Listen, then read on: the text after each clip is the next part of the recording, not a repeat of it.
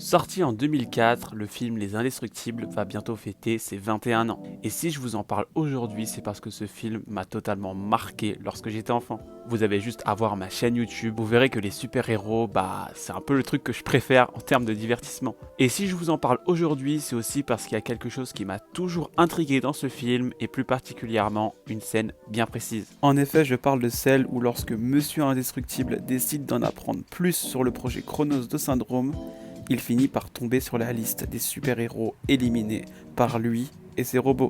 Et donc aujourd'hui on va découvrir qui ces super-héros étaient avant de mourir. Pour plus de contexte, je vous rappelle que suite à un enchaînement d'accidents causés par les super, une loi anti-super-héros a fini par voir le jour dans l'univers des Indestructibles, interdisant donc aux super-héros d'exercer. Et on commence tout de suite avec la première victime de Syndrome, Universal Man. Il faut tout de même savoir que pour tuer tous ces héros, Syndrome et Mirage ont toujours utilisé la même stratégie que pour Monsieur Indestructible, c'est-à-dire les recruter pour leur faire croire qu'ils retrouveront leur gloire passée. Dans le cas d'Universal Man, il était capable de voler, transformer la densité moléculaire et de se rendre quasiment indestructible. Il a dédié sa vie à sa carrière de super-héros, c'est-à-dire qu'il n'avait pas d'identité secrète. Il était constamment en Universal Man. Il avait même formé un duo de super afin de lutter contre la criminalité nocturne avec son ami Blazestone. Des années après la loi interdisant les super-héros, il fut le premier à être approché par Syndrome, donc sa première victime. Et Syndrome n'a vraiment pas perdu de temps car il l'a éliminé pendant ses séances d'entraînement, à l'aide de l'Omnidroid VX1. C'était la première victime de Syndrome.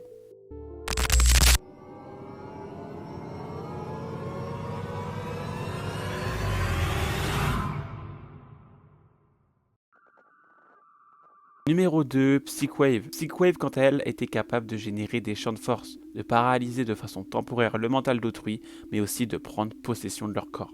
Elle était membre de l'équipe Fantamix aux côtés de Everseer et de Gazerbeam, qui a d'ailleurs fini par quitter l'équipe. Dans la vie de tous les jours, elle était psychologue, sauf qu'elle a fini par en avoir assez de voir que ses clients n'arrivaient pas à s'en sortir malgré ses conseils. Elle a donc décidé de sortir un livre nommé Shut Up, Quiet Your Inner Voice, ce qui veut dire en français « Ferme-la et fais taire ta voix intérieure ». Donc comment vous dire que c'est assez brutal, c'était une super-héroïne assez dure pour le coup. Et encore, c'est pas tout. Elle a découvert ses pouvoirs au lycée et elle s'amusait à contrôler le corps des garçons qu'elle aimait, afin que ces derniers rompent avec leur petite amie dans le but de les avoir pour elle toute seule. Donc là, on est sur une super-héroïne carrément glauque. Elle aurait été tuée par l'Omnidroid VX1, oui, aurait, parce que heureusement, ou plutôt malheureusement, Syndrome n'a jamais retrouvé son corps. Elle s'est peut-être cachée pour ensuite fuir, un peu de la même façon que Monsieur Indestructible justement. Surtout parce que je vous rappelle que Syndrome prend pas le temps de bien vérifier si ses adversaires sont bien morts.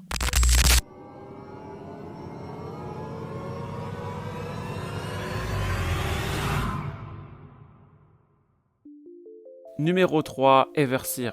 Everseer était un télépathe à la tête de l'équipe Fantamix, citée juste avant. Everseer était un hypochondriaque au plus haut point, c'est-à-dire qu'il voulait rester célibataire afin d'éviter les microbes. Il n'allait jamais combattre au corps à corps pour là aussi éviter les microbes. Dans la vie de tous les jours, il était écrivain et il a d'ailleurs aidé Psychwave à écrire son livre. Et il s'est fait tuer par le même Omnidroid que Psychwave, le VX1.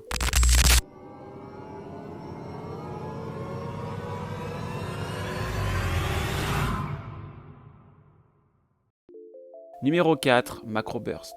Macroburst était l'un des membres fondateurs de Fantamix. On n'a pas beaucoup d'infos à part qu'il a éliminé l'Omnidroid VX1 puis a succombé face à l'Omnidroid VX2 car Syndrome améliore constamment ses machines après une défaite face à un héros.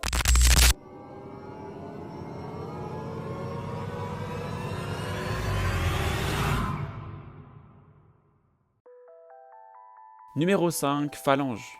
Phalange a la capacité de projeter un son vocal très puissant, de la même manière que Flèche Noire chez Marvel. Il a découvert son pouvoir en vendant des cacahuètes dans des stades à force d'hurler en voulant attirer la clientèle. C'était un héros pas très apprécié par le public car il était connu pour être quelqu'un de vraiment égoïste et agressif, ce qui l'a d'ailleurs mené à avoir une certaine rivalité avec Monsieur Indestructible. Dans la vie de tous les jours, Phalange était un chanteur d'opéra, il finira par se faire tuer par l'Omnidroid VX2.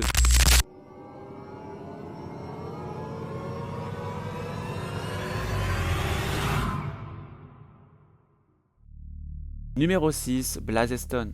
Blaze Stone avait la capacité de manipuler la chaleur et le feu, elle pouvait d'ailleurs s'envoler lorsque l'air était chaud. Après être sortie de prison, la NASA décida de se pencher vers elle afin qu'elle crée une équipe avec Universal Man, nommée la Beta Force, afin de lutter contre la criminalité de rue.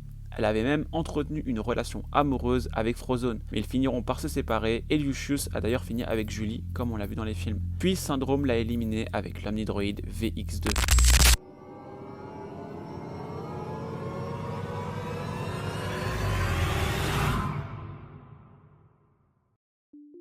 Numéro 7, Downburst. Downburst était quant à lui capable de modeler la matière, lui permettant par exemple de créer des moyens de transport à partir de matériaux disponibles. Il était médecin auparavant, puis après avoir découvert ses pouvoirs, il décida de se consacrer pleinement à sa vie de super-héros. Petite pause pour vous dire que dans l'univers des Indestructibles, il n'y a pas réellement d'âge pour obtenir ses pouvoirs. Ça peut être à la naissance avec plusieurs pouvoirs comme le dit Enna, ou bien à l'adolescence ou même une fois adulte. Je me permets de le rappeler parce que du côté de Marvel par exemple, notamment avec les mutants, on voit bien que c'est une fois adolescent que ces derniers découvrent leurs pouvoirs. Pour en revenir à Downburst, il a toujours été mis de côté par les autres héros, car il n'était pas très performant. C'est même la NASA qui, après plusieurs tests, a commencé à le mettre de côté. Il a donc beaucoup lutté pour réussir à se faire une place parmi ses héros. Et il aimait pas Frozone. Pourquoi, on sait pas, mais en tout cas, il a quand même réussi à vaincre l'Omnidroid VX2 pour ensuite se faire éliminer par l'Omnidroid VX3.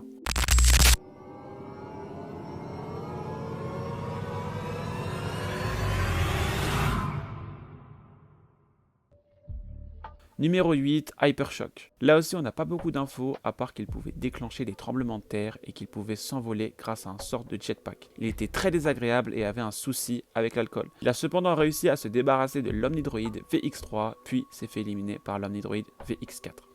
Je me permets de refaire une pause car avec certains profils on voit bien que l'univers des Indestructibles n'a rien à envier à celui de The Boys. Là aussi on est sur des super-héros plutôt réalistes avec beaucoup de défauts. Certains sont vraiment des déchets humains. Et encore c'est pas fini, découvrons la suite.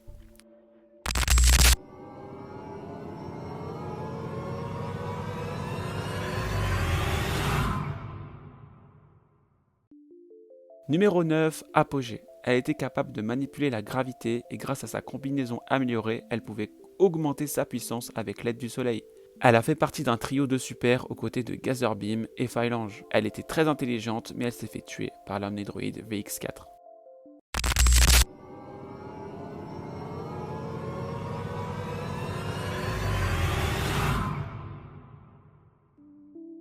Numéro 10, Gazerbeam. Sûrement le héros le plus cité dans les films, on l'aperçoit même au mariage d'Hélène et Bob dans le premier. Puis plus tard dans le film, on retrouvera son cadavre sur l'île de Syndrome. Il avait la possibilité de projeter des rayons laser dans le même style que Cyclope. Grâce à ses lunettes, il manquait beaucoup d'humour, ce qui plaisait pas forcément à certains héros, ce qui ne l'a pas empêché de faire partie de plusieurs équipes, comme les Fantamix qu'il a dû quitter suite à un litige avec Everseer, puis il a rejoint les Three Trillings après la mort de Dinagi, qui est décédé suite à un accident à cause de sa cape. Pas de cap.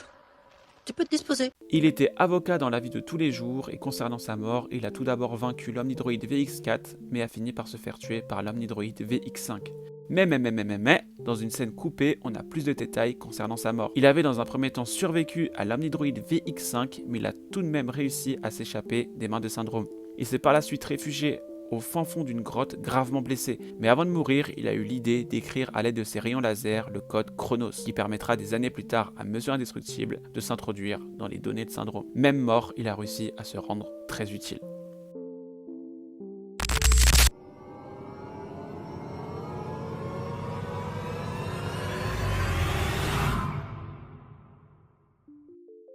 Numéro 11, Stormicide. Elle était un peu la victime de ce monde de super-héros dans le sens où beaucoup de super se moquaient ouvertement d'elle, car elle avait un parcours scolaire exemplaire, notamment avec un diplôme en chimie. Mais ils se moquaient d'elle surtout à cause de ses pouvoirs. Et ouais, Stormicide avait les mêmes capacités qu'une éponge. Comment vous dire que c'est pas très impressionnant et elle pouvait absorber certaines matières comme de l'eau ou de la vapeur. Elle s'est malheureusement fait massacrer par l'Omnidroid VX5, étant incapable de se défendre face à un tel engin.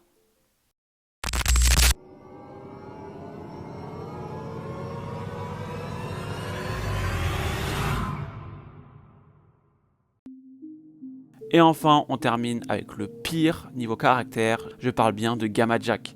Probablement le plus connu car à l'heure actuelle où je vous parle, il y a une trend d'édite sur lui, car c'est un peu le Homelander de l'univers des Indestructibles. En effet, selon lui, les super étaient une race supérieure, donc comment vous dire qu'il avait un sacré melon. Il sauvait uniquement les femmes qu'il jugeait attirantes, donc autant vous dire que votre grand-mère est en danger et c'est lui qui est dans le coin, vous pouvez lui dire adieu. Il avait d'ailleurs pour habitude de tuer les super vilaines qu'il attirait physiquement, histoire d'être sûr de ne pas avoir de relation avec elles. Le mec était complètement malade. Il a même fait plusieurs approches à Elastigirl, mais Helen l'a toujours trouvé imbu de lui-même. Elle n'a jamais été intéressée. La NASA l'avait placé sous haute surveillance, tu m'étonnes, car ils avaient peur qu'il finisse par devenir lui-même un vilain. Puis grâce à ses pouvoirs de radiation, il a pu venir à bout facilement de l'Omnidroid VX5, puis s'est fait éliminer par l'Omnidroid VX6 amélioré dans le but de le vaincre.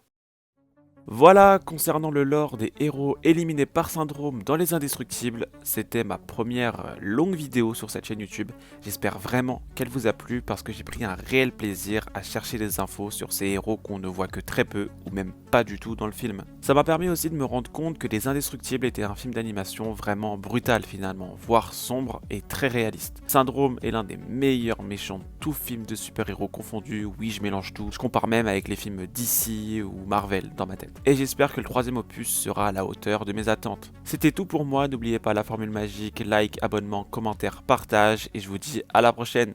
Ciao.